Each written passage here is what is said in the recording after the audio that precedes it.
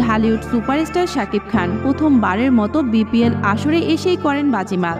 BPL শুরুর আগেই ব্যাপক সাড়া ফেলেছেন ক্রিকেট প্রেমী ভক্তদের মাঝে। আপনাদের সকলের সমর্থন ও ভালোবাসায় ঢাকা ক্যাপিটাল অর্জন করবে সর্বোচ্চ সাফল্য। দেশ বিদেশি ও ক্রিকেট প্রেমী দর্শকদের মতামতের সাপেক্ষে বিপিএল ঢাকা দলের নাম নির্ধারিত হয়। ঢাকা ক্যাপিটালস সকলের সমর্থন ও ভালোবাসায় ঢাকা ক্যাপিটালস অর্জন করবে সর্বোচ্চ সাফল্য। বিস্তারিত থাকছে এই ভিডিওতে।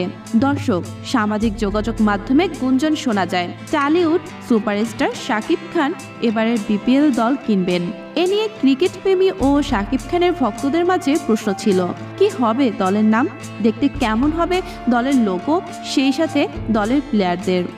অবশেষে সকল জল্পনা কল্পনা অবসান ঘটিয়ে দলের নাম উন্মোচিত হলো ঢাকা ক্যাপিটালস। রিমার হারলেন্স ফেসবুক পেজের কমেন্টে মন্তব্য থেকেই নির্বাচিত হয় নাম।